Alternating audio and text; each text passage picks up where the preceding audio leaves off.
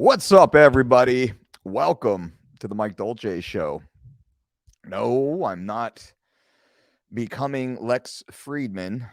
I just came from a funeral, which is the point of today's conversation. Normally, I keep my private life pretty private.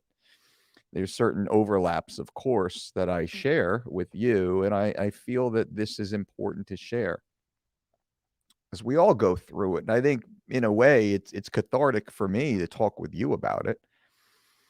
And maybe there's something that can be taken from this. Today, we buried my best friend. My friend Mike was my age. We met in high school, freshman year. We were in the same homeroom together, which is typically lumped by the alphabet. So D and F were close enough together, our last names, that we were in the same homeroom and had a couple of the same classes and sat together at lunch with another couple ragtag buddies that we, kind of gravitated towards over the years. So that was in 1990, 2000, 2010. So 32 years of friendship. And today he was buried. He died of cancer, lung cancer specifically, like his mom had. And it was most likely, in my opinion, related to 9/11.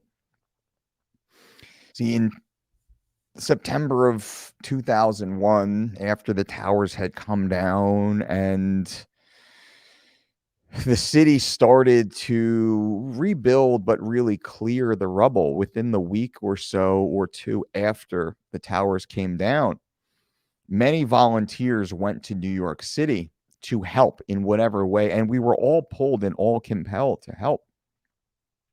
Well, Mike and his mom, Maureen, decided to go into the city to help do whatever they can. And he called me to tell me and asked if I wanted to go. And I did want to go. I felt compelled to go, but I couldn't go on the day that they were going at the time that they were going.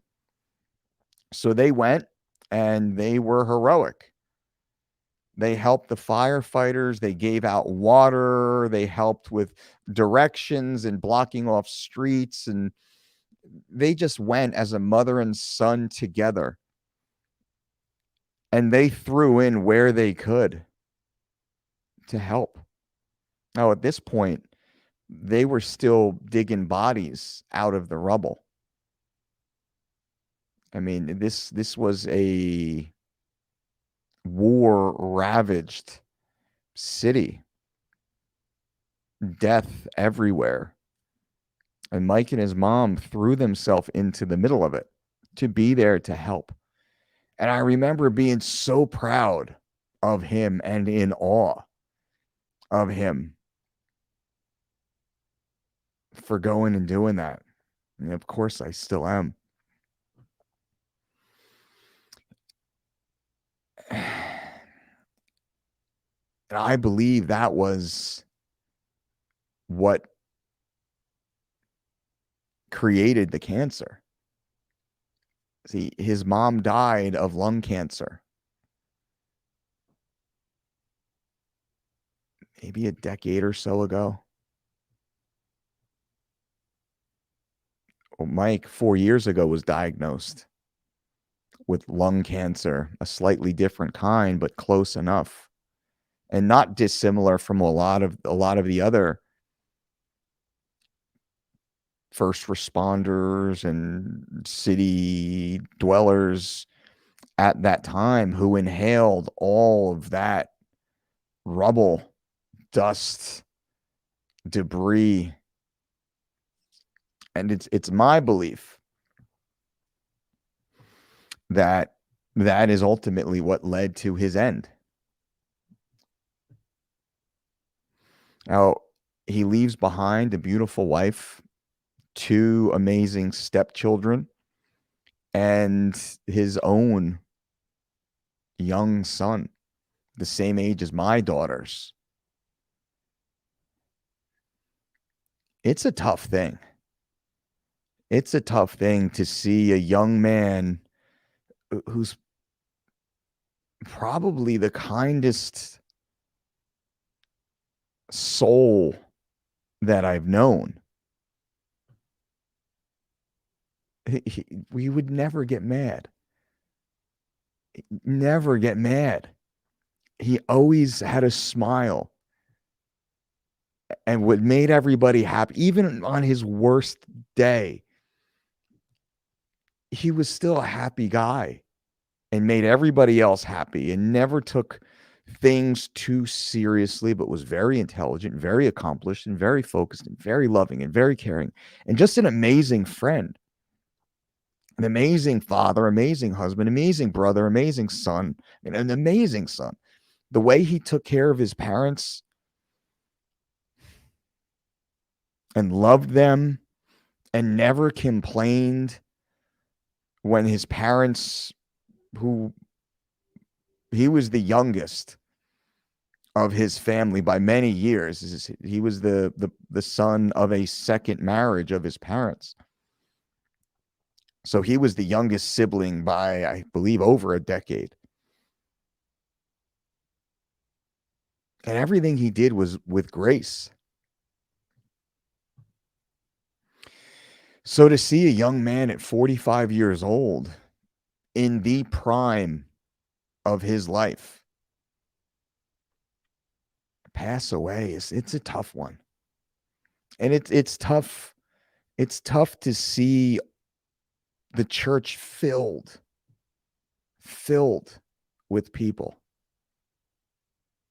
Now, he wasn't a sports star. He wasn't Instagram famous. He didn't have a large following or a digital footprint. His job was intelligent, but he was a math guy. He was an accountant. After going to school to be a chef, he decided he didn't want to live in that stressful lifestyle, and he went and got his master's degree in accounting and became an accountant for the state. So not a lot of fanfare there, but the church was filled with people. And to see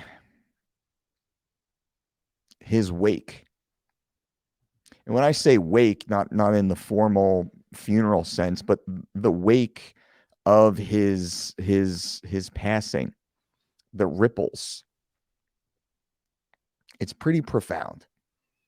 And here I am chatting with you about it. And I'm not a moral authority, right? I'm just a guy who lost his best friend.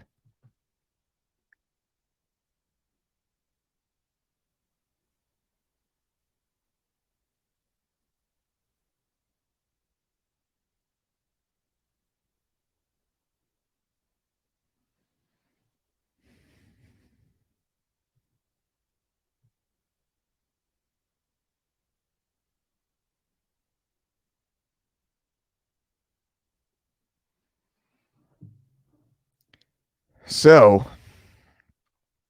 whatever you can take out of this, please do.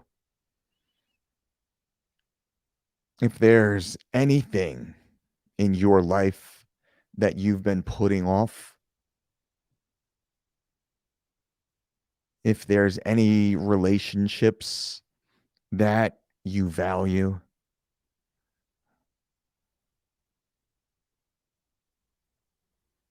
if there's any grace that you owe yourself, well, now's the time.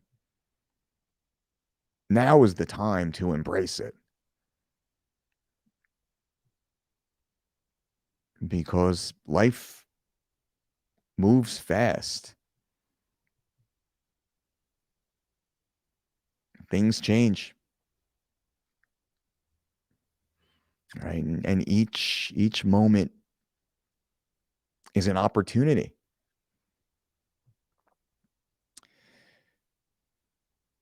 So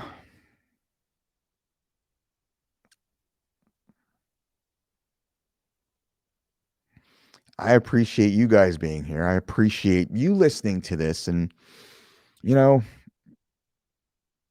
I don't know if this adds value to your day or not, but it added value to mine. So thank you for allowing me these few moments to talk with you about it.